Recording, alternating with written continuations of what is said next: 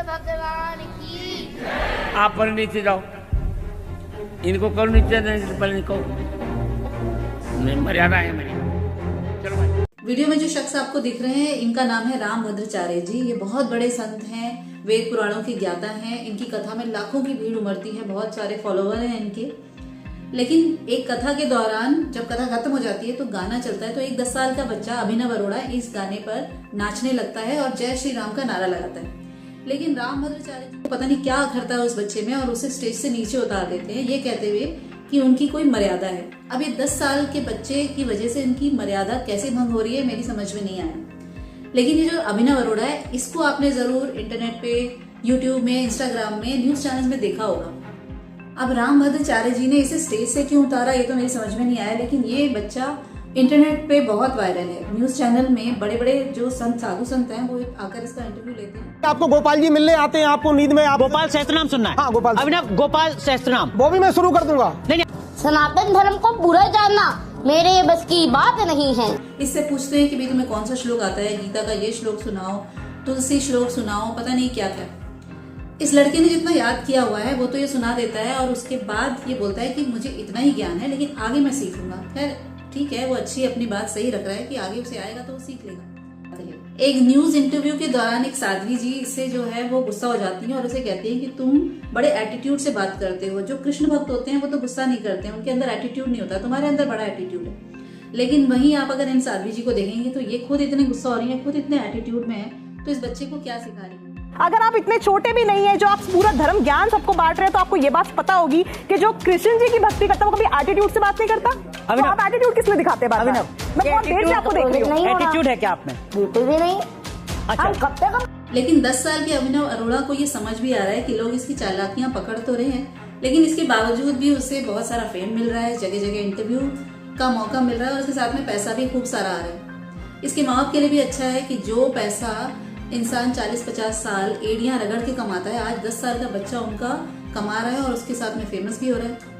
लेकिन अगर ये बच्चा भगवान की भक्ति कर रहा है और उसकी वजह से पैसा कमा रहा है तो इसमें गलत क्या है? तो अच्छी बात है। लेकिन हाँ, थोड़ा सा और तो लगता है जब ये बड़ों की तरह बातें करता है और बाबाओं की तरह जो है श्लोक बोलता है, जबकि इसे पूरा ज्ञान भी नहीं। तो आप अपने प्रियजनों की उंगली काट करके खा सकते हैं, नहीं ना? तो वो भी तो किसी का परिवार है, आप उसे काट करके कैसे खा सकते? तो मेरी तो इसको यही सलाह है कि ये पहले पूरी दीक्षा ले और उसके बाद आगे बाबाओं की पद्धति के हिसाब से आगे काम करे। बाबाओं की इस भीड़ में अगर एक बच्चा बाबा बन रहा है तो इसमें लोगों को क्या परेशानी है? कोई नहीं, एक और देख लेंगे। लेकिन जब एक क्रिमिनल बाबा बनता है और लोग उसकी पूजा करते हैं, उससे अपना समाधान लेकर उसके सामने आते हैं, तो देखकर मुझे तो बड़ा गुस्सा आता है। ऐसे एक बाबा हैं, यूट्यूबर बाबा उर्फ करौली सरकार उर्फ संतोष सिंह भदौरिया। ये संतोष सिंह भदौरिया जो है, इन पर बहुत सारे क्रिमिनल केसेस दर्ज हैं। इन्होंने अपनी पहली पत्नी को सिर्फ इसलिए छोड़ दिया क्योंकि उनके हिसाब से वो एक बदकिस्मत औरत थी जिसकी वजह से ये इंसान अमीर नहीं हो पाया। दूसरी शादी उन्होंने इसलिए की क्योंकि उस दूसरी औरत के पास एक जमीन का टुकड़ा था जिसे बेचकर उन्होंने एक टेम्पो खरीदा और उसके बाद इलीगल जमीन खरीदने और बेचने का काम शुरू कर दिया।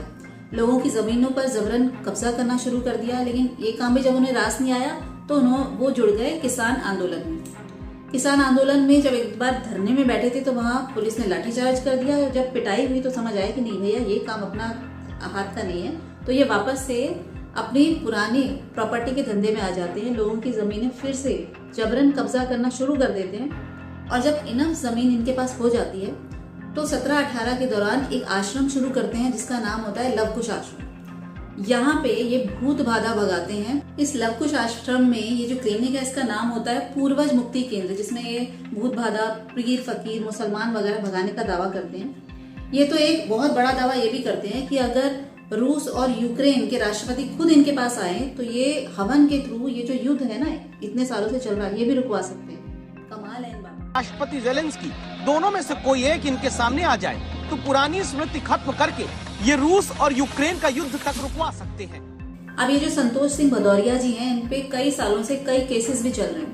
1992 में पहला हत्या का केस इन पे दर्ज हुआ जिसके लिए इन्हें 1 साल की सजा भी मिली थी। 1994 में फिर FIR दर्ज हुई। 95 में भी मारपीट के लिए FIR दर्ज हुई। 2003 में भी मारपीट के लिए और साथ में इनके गुर्गों पर जो मारपीट करते हैं उन पर भी FIR दर्ज हुई। 2023 में एक पिता अपने मानसिक रोगी पुत्र के साथ इनके आश्रम में आया था और उसके बाद उस पिता का तो पता ही नहीं चला और जो पुत्र है वो इनके आश्रम से 150 मीटर दूर मिला।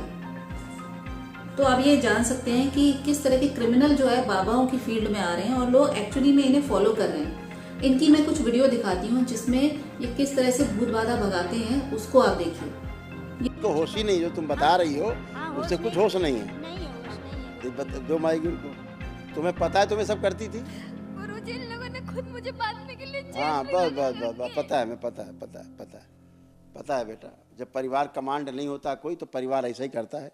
परिवार इसी तरह अपनी इज्जत बचाता है। पर गुरुजी सवाल जो पूछा है उत्तर वही चाहिए। जाप नहीं हो पाता था, गलत हो रहा था। और गलत अभी- जो तुम गलत पूजा करती हो उसके साथ इसके कारण गलत होता है। गंदगी रखती हो, शास्त्रोक्त पूजा पाठ नहीं करोगे हमेशा कष्ट में रहोगे। इनकी माँ से मूल्यों की स्मृतियां नष्ट कीजिए। आंखें बंद करो दोनों लोग। प्रहार शुद्ध किया जाए इनकी माँ को भी, तो गंदगी भर के घूम रही है। दिख रही, पर गुरुजी मुझे ना अभी मुझे इनके साथ रहना चाहिए कि नहीं रहना चाहिए? तुमको लगता था तुम्हारे पिताजी तुम्हारे साथ गंदी हरकत करेंगे, ये लगता था? अभी भी लग रहा है? ये जो लड़की है अपनी माँ के साथ है, ये कुछ बताने की कोशिश कर रही है लेकिन ये बाबा बार बार इसे बताने से रोक रहा है। लेकिन इसकी बातों से समझ आता है कि इसके अपना पिता जो है इसके साथ गलत काम कर रहा है। ये बताने की कोशिश कर रही है लेकिन उसके बावजूद भी ये जो बाबा है ये यही प्रूव कर रहे हैं कि ये कुछ ऊपर की हवा है जिसकी वजह से ये ऐसा बोल रही है, लेकिन ऐसा कुछ नहीं है। इस लड़की की मजबूरी समझ में आती है, इसे प्रॉपर पुलिस की और कानून की मदद लेनी चाहिए, जबकि ये कहाँ पहुंची है इन बाबा के पास।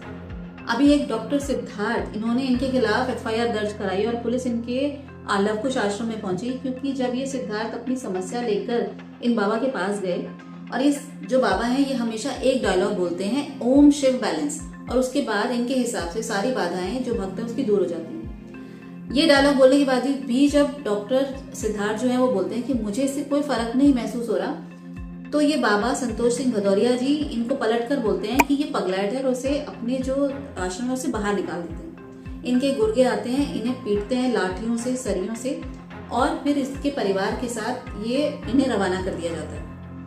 बाद में ये एक FIR दर्ज कराते हैं इनके खिलाफ, लेकिन अभी भी ये मानने को तैयार नहीं है कि ऐसा कुछ इनके आश्रम में हुआ भी है। हर इंसान की जिंदगी में दुख तकलीफें जरूर आती हैं, लेकिन धीरे धीरे टाइम बीतने के बाद वो तकलीफें सुधर जाती हैं, गुजर जाती हैं। लेकिन जब हम इन बाबाओं का सहारा लेते हैं अपनी दुख तकलीफें मिटाने के लिए, उनका समाधान ढूंढने के लिए, तो हम और ही अलग जंजाल में फंसते चले जाते हैं, क्योंकि ये बाबा अक्सर हमें शक पैदा करते हैं दूसरे लोगों पर कि शायद उसने तुम पे कुछ किया होगा या इसने कुछ खिलाया होगा। कई बार इन बाबाओं के चक्करों में पड़कर हम और ज्यादा दलदल में फंसते चले जाते हैं। धन्यवाद।